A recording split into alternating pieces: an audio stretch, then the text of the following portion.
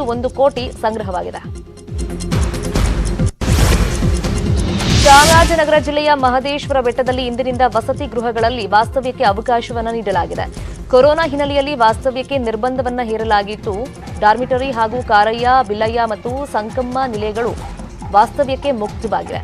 RTPCR test ಅಥವಾ vaccination ಕಡ್ಡಾಯ ಇಲ್ಲ, ಆದರೆ ಮಾಸ್ಕ್ ಧರಿಸುವುದು ಕಡ್ಡಾಯ ಅಂತ ಪ್ರಾಧಿಕಾರದ ಕಾರ್ಯದರ್ಶಿ ಜಯ ವಿಭವ ಸ್ವಾಮಿ ಮಾಹಿತಿಯನ್ನು ಕೊಟ್ಟಿದ್ದಾರೆ. ದೇವರ ದರ್ಶನವನ್ನು ಹೊರತುಪಡಿಸಿ ಸೇವೆಗಳು, ಉತ್ಸವಗಳು, ದಾಸೋಹ, ತೀರ್ಥಪ್ರಸಾದ, ಲಾಡು ಪ್ರಸಾದ ನಿರ್ಬಂಧ ಮುಂದುವರಿಸಲಾಗಿದ್ದು, ವಸತಿ ಗೃಹಗಳ ಆನ್ಲೈನ್ ಬುಕಿಂಗ್ ತಕ್ಷಣದಿಂದಲೇ ಆರಂಭವಾಗಿದೆ ಅಂತ ತಿಳಿಸಿದ್ದಾರೆ.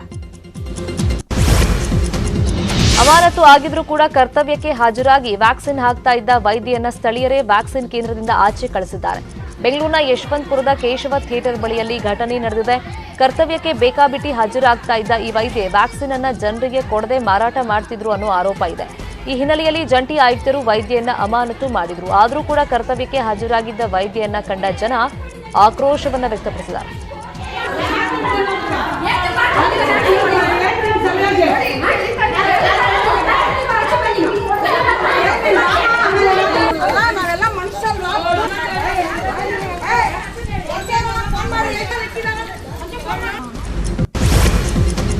ಕೊಡಗಿನಲ್ಲಿ ಕೋವಿಡ್ ಸೋಂಕು ಇಳಿಮುಖ ಹಿನ್ನೆಲೆಯಲ್ಲಿ ಜಿಲ್ಲೆಯಲ್ಲಿ 6 ರಿಂದ 8ನೇ ತರಗತಿವರೆಗೆ ಶಾಲೆಗಳ ಆರಂಭಕ್ಕೆ ಗ್ರೀನ್ ಸಿಗ್ನಲ್ ಸಿಕ್ಕಿದೆ.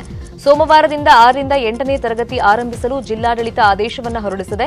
ವಾರದ ಹಿಂದೆ 9 ರಿಂದ ಪಿಯುಸಿವರೆಗೆ ತರಗತಿ ಆರಂಭಿಸಿದ್ದ ಜಿಲ್ಲಾಡಳಿತ ಸೆಪ್ಟೆಂಬರ್ 27ರಿಂದ 6 ರಿಂದ 8ನೇ ತರಗತಿವರೆಗೆ ಶಾಲೆ ಆರಂಭವಾಗಲಿದೆ ಅಂತ ಕೊಡಗು ಜಿಲ್ಲಾಧಿಕಾರಿ ಚಾರುಲತಾ ಸೋಮಲ್ ಆದೇಶವನ್ನು ಹೊರಡಿಸಿದ್ದಾರೆ. ಚಾಮರಾಜನಗರ ಜಿಲ್ಲೆಯ ಕೊಳ್ಳೇಗಾಲಕ್ಕೆ ಆಗಮಿಸಿದ್ದ ನಟ ದುನಿಯಾ ವಿಜಯ್ರನ್ನ ನೋಡೋದಕ್ಕೆ ಅಭಿಮಾನಿಗಳು ಮುಗಿಬಿದ್ದಿದ್ರು. ಟ್ರಸ್ಟ್ ಒಂದರ ಆರೋಗ್ಯ ಶಿಬಿರ ಉದ್ಘಾಟಿಸಲು ದುನಿಯಾ ವಿಜಯ್ ಆಗಮಿಸಿದ್ರು. ಇದು ಗೊತ್ತಾಗ್ತಾ ಇದ್ದಂತೆ ನೆಚ್ಚಿನ ನಟನನ್ನ ನೋಡೋದಕ್ಕೆ ನೂರಾರು ಸಂಖ್ಯೆಯಲ್ಲಿ ಅಭಿಮಾನಿಗಳು ಅಲ್ಲಿ ಮುಗಿಬಿದ್ದಿದ್ದಾರೆ. ಈ ವೇಳೆ ಪರಿಸ್ಥಿತಿಯನ್ನ ನಿಯಂತ್ರಣಕ್ಕೆ ತರೋದಕ್ಕೆ ಪೊಲೀಸರು ಹರಸಾಹಸ ಪಡಬೇಕಾಯಿತು.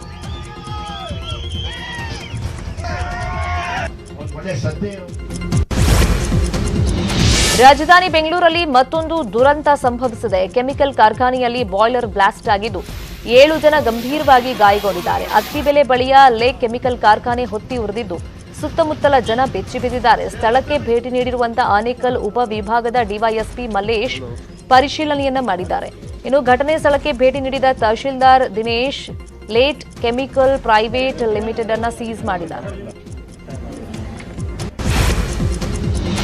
ಬೆಂಗಳೂರಿನ ನ್ಯೂ ತರಗುಪೇಟೆಯಲ್ಲಿ ಸ್ಫೋಟ ಹಿನ್ನೆಲೆಯಲ್ಲಿ ಪೊಲೀಸರು ಅಲರ್ಟ್ ಆಗಿದ್ದಾರೆ. ಅಕ್ರಮ ಗ್ಯಾಸ್ ಸಿಲಿಂಡರ್ ಗೋದಾಮುಗಳ ಮೇಲೆ ಸಿಸಿಬಿ ಪೊಲೀಸರು ದಾಳಿಯನ್ನ ಮಾಡಿದ್ದಾರೆ. ಶಿವಾಜಿನಗರ ಹಾಗೂ ಆರ್ಟಿ ನಗರದಲ್ಲಿ ದಾಳಿ ಮಾಡಿ ಅಕ್ರಮವಾಗಿ ಸಂಗ್ರಹಿಸಿ ಇಟ್ಟಿದ್ದಂತ 84 ಸಿಲಿಂಡರ್ಗಳನ್ನು ವಶಕ್ಕೆ ಪಡೆಯಲಾಗಿದೆ. ಆರ್ಟಿ ನಗರದಲ್ಲಿ ಅಕ್ರಮವಾಗಿ ಗ್ಯಾಸ್ ರೀಫಿಲ್ ಮಾಡ್ತಾ ಇದ್ದ ಸೈಯದ್ ತೌಸಿಫ್ ಎಂಬಾತನನ್ನ ಬಂಧಿಸಲಾಗಿದೆ.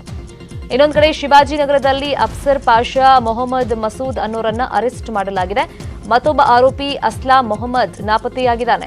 ಆರ್ಟಿ ನಗರ ಮತ್ತು ಶಿವಾಜಿನಗರ ಠಾಣೆಯಲ್ಲಿ 2 ಪ್ರತ್ಯೇಕ ಪ್ರಕರಣಗಳು ದಾಖಲಾಗಿವೆ. ಬೆಂಗಳೂರಲ್ಲಿ ಸ್ವಲ್ಪ ಯಾಮಾರಿದ್ರು ಟೋಪಿ ಹಾಕೋದಕ್ಕೆ ಅಂತಾನೆ ಕಾಯ್ತಾ ಇರ್ತಾರೆ. ತುಪ್ಪ ಮಾರಾಟ ಮಾಡುವಂತ ನೆಪದಲ್ಲಿ ನಕಲಿ ಚಿನ್ನದ ನಾಣ್ಯ ತೋರಿಸಿ ವಂಚನೆ ಮಾಡ್ತಾ ಇದ್ದ 2 ಕಳ್ಳಿಯರನ್ನ ಮಾಗಡಿ ಪೊಲೀಸರು ಬಂಧಿಸಿದ್ದಾರೆ.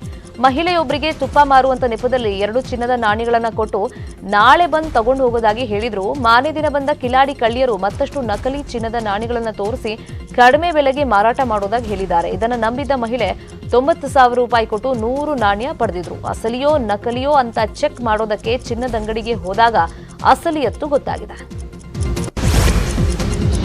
ಅಪ್ರಾಪ್ತ ಬಾಲಕಿ ಮೇಲೆ ಅತ್ಯಾಚಾರ ನಡೆಸಿರುವಂತಹ ಘಟನೆ ಹುಬ್ಬಳ್ಳಿಯಲ್ಲಿ ತಡವಾಗಿ ಬೆಳಕಿಗೆ ಬಂದಿದೆ. ಹುಬ್ಬಳ್ಳಿಯ ಅಕ್ಷಯ ಕಾಲೋನಿಯಲ್ಲಿ ಸೆಪ್ಟೆಂಬರ್ 20ರಂದು ಘಟನೆ ನಡೆದಿದೆ. ಅಪ್ರಾಪ್ತ ಬಾಲಕಿ ತರಕಾರಿ ತರೋಕ್ ಹೋದಾಗ ಬಾಲಕಿಯನ್ನು ಪುಸಲಾಯಿಸಿ ಕರ್ಕೊಂಡು ಹೋಗಿ ಅತ್ಯಾಚಾರ ಮಾಡಿದ್ದಾರೆ ಅಂತ ಆರೋಪಿಸಲಾಗಿದೆ. ಕೇಶವ ಶಿರವಾರ ಅನ್ನೋ ಯುವಕನಿಂದ ಅತ್ಯಾಚಾರ ಕೃತ್ಯ ನಡೆದಿದ್ದು ಸಾಗರ್ ಇಂಗಳಹಳ್ಳಿಯಿಂದ ಕೃತ್ಯಕ್ಕೆ ನೆರವು ನೀಡಿದ್ದಾಗಿ ಆರೋಪ ಕೇಳಿಬಂದಿದೆ. ಬಾಲಕಿಯನ್ನ ಮನವೊಲಿಸಿದ ಯುವಕರು ಹುಬ್ಬಳ್ಳಿಯ ಕೆಲವೆಡೆ ಸುತ್ತಾಡಿಸಿದ್ದಾರೆ. ನಂತರ ಚೇತನಾ ಕಾಲೇಜ್ ಬಳಿ ಅತ್ಯಾಚಾರ ಎಸಗಿ ಪರಾರಿಯಾಗಿದ್ದಾರೆ. ಘಟನೆ ಬಳಿಕ ಬಾಲಕಿ ಪೋಷಕರಿಗೆ ಮಾಹಿತಿಯನ್ನ ಕೊಟ್ಟಿದ್ದಾಳೆ. ಪೋಷಕರಿಂದ ಗೋಕುಲ ರಸ್ತೆ ಪೊಲೀಸ್ ಠಾಣೆಯಲ್ಲಿ ದೂರು ದಾಖಲಾಗಿದೆ. ಪೋಕ್ಸೋ ಕಾಯ್ದೆ ಅಡಿಯಲ್ಲಿ ಪ್ರಕರಣ ದಾಖಲಿಸಿಕೊಂಡಿರುವಂತಹ ಪೊಲೀಸರು ತನಿಖೆಯನ್ನು ಮುಂದುವರೆಸಿದ್ದಾರೆ. ಜಿಲ್ಲಾಧಿಕಾರಿ ಕಚೇರಿ ಹೆಸರನ್ನ ಬಳಸಿಕೊಂಡು ಗ್ರಾಮ ಲೆಕ್ಕಿಗರ ಹುದ್ದೆ ಕೊಡಿಸ್ತಾ ಇರುವುದಾಗಿ ನಂಬಿಸಿ ಸಿಂಧುತ್ವ ಪತ್ರವನ್ನ ಕೊಡಿಸೋದಕ್ಕೆ 1.5 ಲಕ್ಷ ರೂಪಾಯಿ ಲಂಚಕ್ಕೆ ಬೇಡಿಕೆ ಇಟ್ಟಿರುವಂತಹ ಪ್ರಕರಣ ಬೆಳಕಿಗೆ ಬಂದಿದೆ. ಕೊಡಗು ಜಿಲ್ಲೆಯ ಕುಶಾಲನಗರ ತಾಲೂಕಿನ ನಂಜರಾಯಪಟ್ಟಣ ಗ್ರಾಮದ ಯಶ್ವಿತಾ ಅನ್ನೋರ್ಗೆ ಗ್ರಾಮ ಲೆಕ್ಕಾಧಿಕಾರಿ ಉದ್ಯೋಗ ಕೊಡಿಸ್ತಾ ಇರುವುದಾಗಿ ಯಾರೋ ಕಿಡಿಗೇಡಿಗಳು ನಕಲಿ ಸಿಂಧುತ್ವ ಪತ್ರವನ್ನ ಕೊಟ್ಟಿದ್ದಾರೆ. ನಾಯಿ ವಿಚಾರಕ್ಕೆ ಶುರುವಾದ ಜಗಳ ನಾಯಿ ಮಾಲೀಕನ ಕೊಲೆಯಲ್ಲಿ ಅಂತ್ಯವಾಗಿದೆ. ಕಲಬುರಗಿಯ ಅಕ್ಕಮಹಾದೇವಿ ಕಾಲೋನಿಯಲ್ಲಿ ನಾಯಿ ಮಾಲೀಕನ ಕಗ್ಗೊಲೆ ಮಾಡಲಾಗಿದೆ. ನಾಯಿ ವಿಚಾರಕ್ಕೆ ಪಕ್ಕದ ಮನೆಯ ಪವನ್ ಜೊತೆ ಗುರುರಾಜ್ ಕುಲಕರ್ಣಿ ಜಗಳ ಮಾಡ್ತಾ ಇದ್ದಂತೆ. ಅಲ್ಲದೆ ಪಕ್ಕದ ಮನೆಯ ನಾಯಿಗೆ ಆಗಾಗ ಕಲ್ಲಲ್ಲಿ ಹೊಡಿತಾ ಇದ್ದಂತೆ. ಇದೇ ವಿಷಯಕ್ಕೆ 2 ತಿಂಗಳ ಹಿಂದೆ ಗಲಾಟೆ ನಡೆದಿತ್ತು. ಕಳೆದ ರಾತ್ರಿ ಸಂಧಾನಕ್ಕೆ ಅಂತ ಮನೆ ಕರೆಸಿಕೊಂಡ ಪವನ್ ತನ್ನ ಸಹಚರರ ಜೊತೆ ಸೇರ್ಕೊಂಡು ಗುರುರಾಜ್ ತಲೆ ಮೇಲೆ ಕಲ್ಲು ಎತ್ತಾಕಿ ಕೊಲೆ ಮಾಡಿದ್ದಾನೆ. ಪೊಲೀಸರು ತನಿಖೆಯನ್ನು ಮುಂದುವರೆಸಿದ್ದಾರೆ. ಉಳಿದಿರುವಂತಹ ಪ್ರಮುಖ ಸುದ್ದಿ ನೋಡೋಣ ಬ್ರೇಕ್ ಆದ